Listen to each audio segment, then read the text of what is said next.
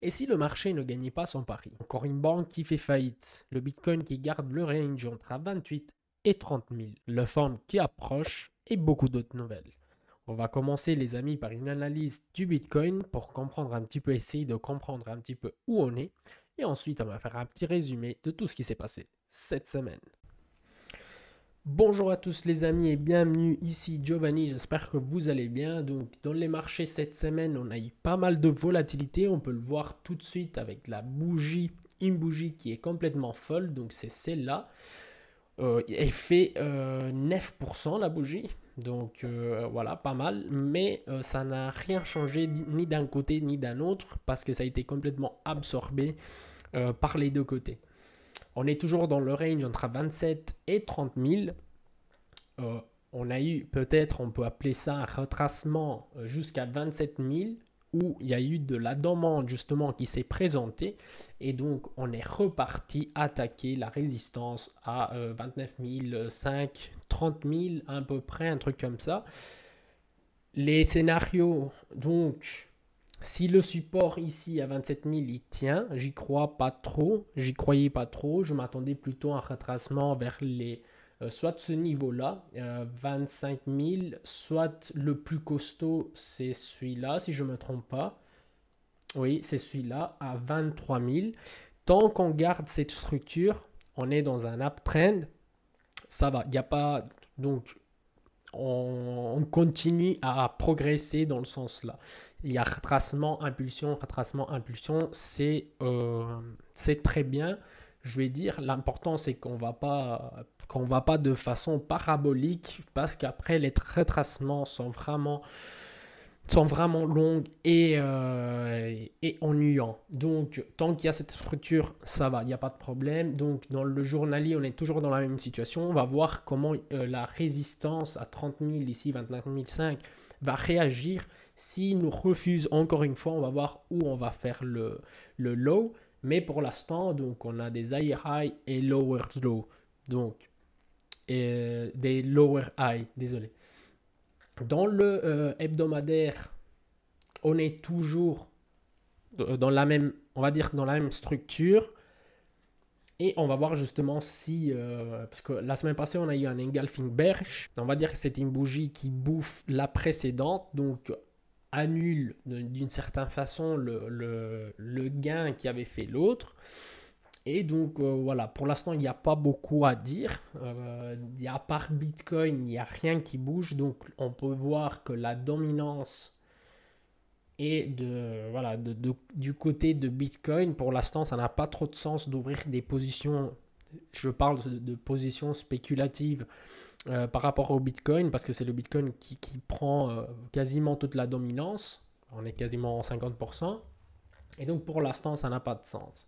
Si, comme vous voyez, on bouge dans ce range ici depuis pas mal de temps, il était 3 mai 2021. Donc, si jamais la structure, donc on va être refusé ici, comme ça s'est passé ici. Après, on a eu une altcoin season. C'est très, je vais pas dire très probable, parce que pour l'instant, on a des, avec tout ce qui se passe avec la SEC qui dit que toutes les cryptos sont des sécurités. Donc, pour l'instant, on est un petit peu, comment dire les amis, dans une situation pas très sûre, comme on dit.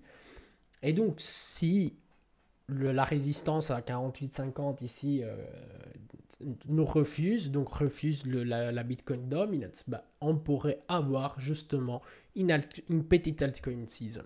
Parce qu'avoir un Bitcoin à 30 000 et je vois les crypto-monnaies où elles sont, c'est pas très normal, entre guillemets, non plus. Ce que je voulais vous montrer aussi, c'est la Total Market Cap. Donc, très intéressant, comme la semaine passée, on va dire.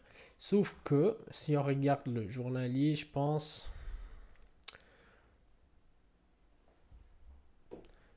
Voilà, normalement,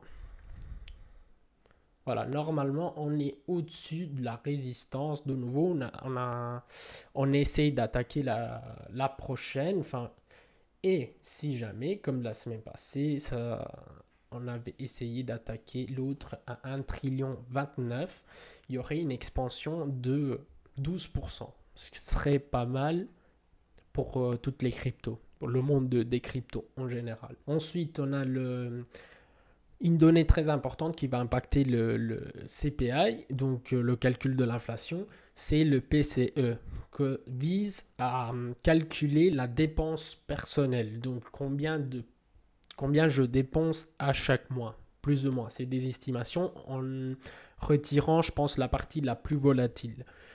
On voit qu'aux États-Unis, ça descend, donc du 5,1, on est au 4,2.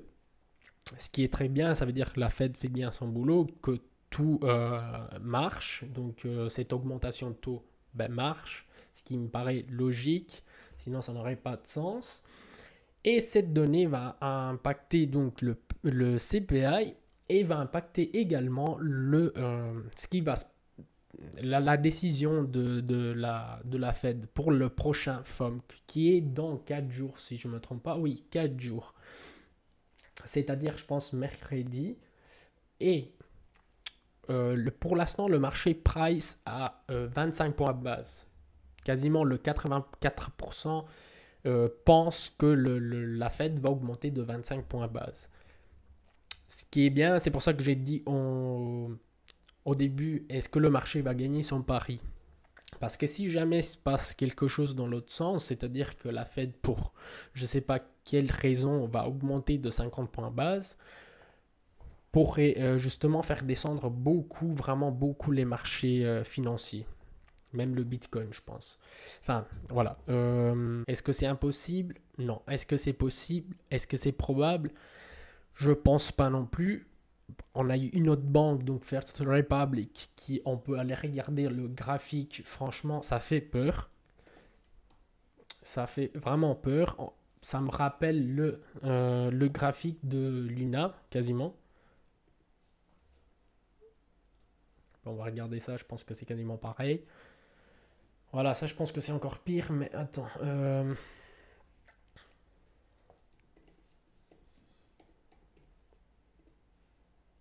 Voilà, c'est ça. Donc voilà, ça me fait vraiment peur. Une action de 149 euros qui passe à 3,51 $, donc moins 98%. On parle d'une action. Et voilà, donc est-ce que c'est probable? Non, je pense pas, parce qu'en faisant comme ça, ils vont continuer à stimuler pas directement cette crise de liquidité.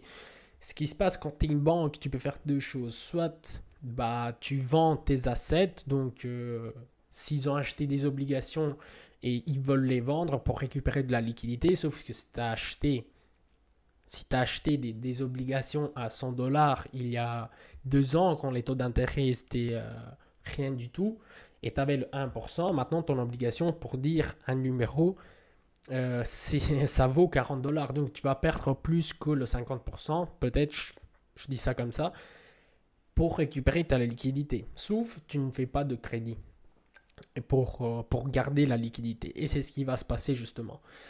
Et c'est pour ça que le système bancaire est aussi fondé sur la confiance. S'il n'y a pas de confiance et que tout le monde essaie de retirer l'argent, il n'y a pas de banque. Même les plus grandes banques comme JP Morgan ou je sais pas, il n'y a pas de banques qui peuvent résister à ça en fait. Parce que c'est comme ça. Et puis voilà.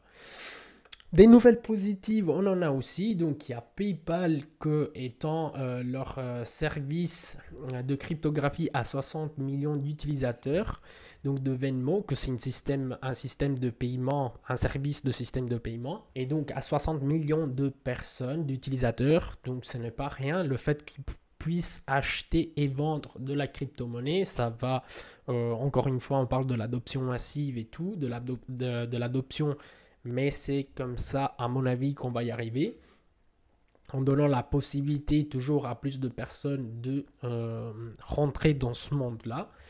Et je suis vraiment très content, parce que même dans le bear market, voilà, on construit, il y a toujours des partenariats et c'est très important. Je pense que les gens qui vont persévérer maintenant vont avoir beaucoup de résultats après. Donc PayPal qui a inauguré ses services de cryptographie en juin dernier, les a également étendus aux utilisateurs de Venmo, comme je vous disais tantôt, un canal de paiement mobile utilisé par plus de 60 millions d'Américains.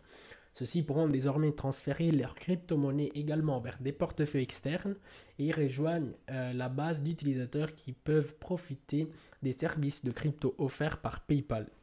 Introduit il y a à peu près un an.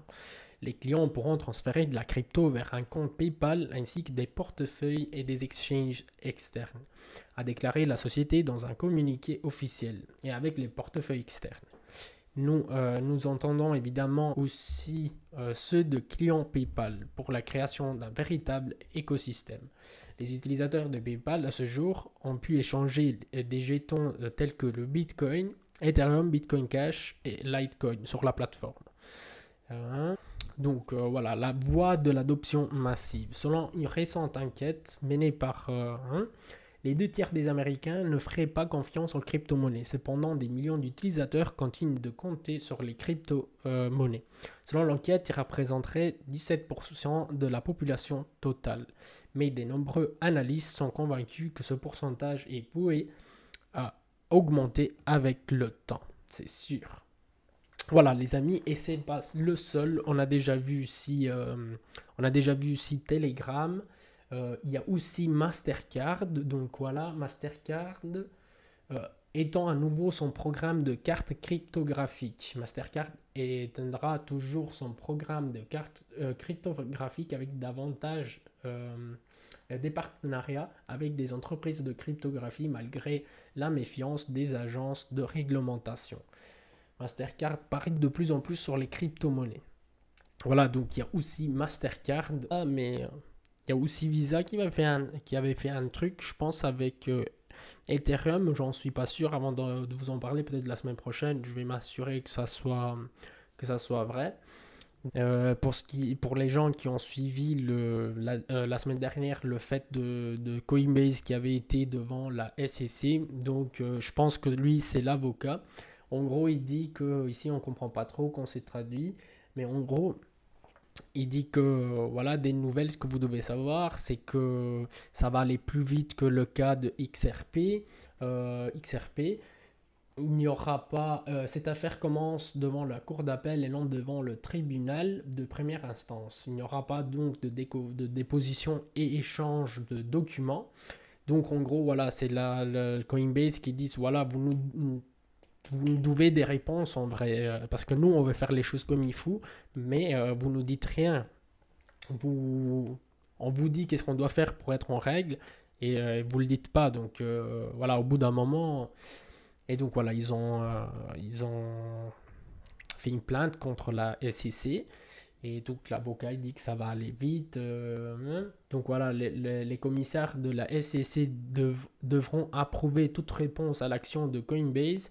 Et il y a une petite chance que la SEC cligne des yeux et accepte de s'engager dans l'élaboration des règles. Si un seul commissaire retire son soutien à Gary Gensler dans sa stratégie de réglementation et application, il a terminé.